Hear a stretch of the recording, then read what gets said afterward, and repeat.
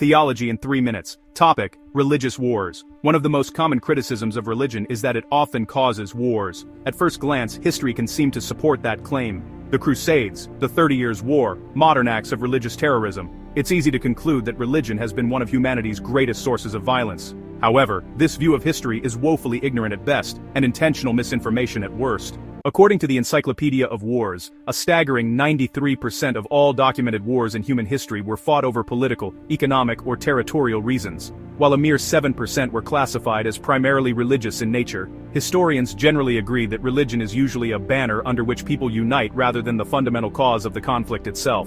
Even among the relatively small number of wars classified as religious, not all religions share the same tendencies. However, critics frequently treat all religions as though they contributed equally. More than half of the religious conflicts were begun by Islamic movements, and if you isolate them from the rest, that drops the 7% figure to a mere 3%, which is then divided amongst the rest of the religions of the world.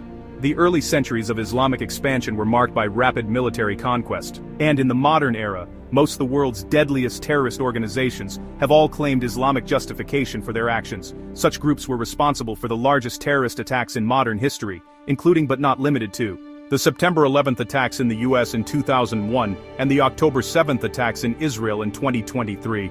Whether those groups represent authentic Islam is a theological question, but these groups themselves do claim a religious motivation. Even so, this does not justify blaming religion as a whole for the existence of war. If anything, it only proves that different religions, and even different groups within those religions, have produced different historical outcomes. This is especially important to remember, because critics almost always point to the Crusades as their primary example of religion causing war, conveniently forgetting or dismissing the historical nuances surrounding them.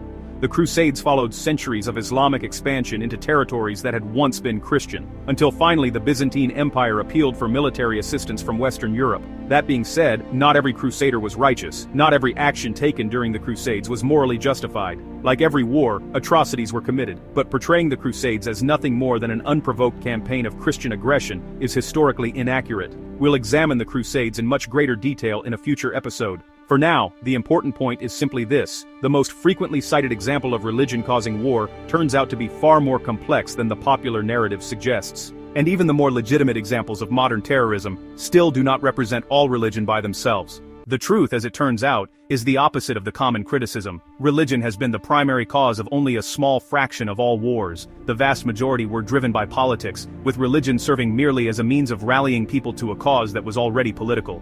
History deserves to be judged by what actually happened, not by popular slogans. The claim that religion causes wars may be rhetorically effective, but as a general statement, it simply isn't supported by the historical evidence.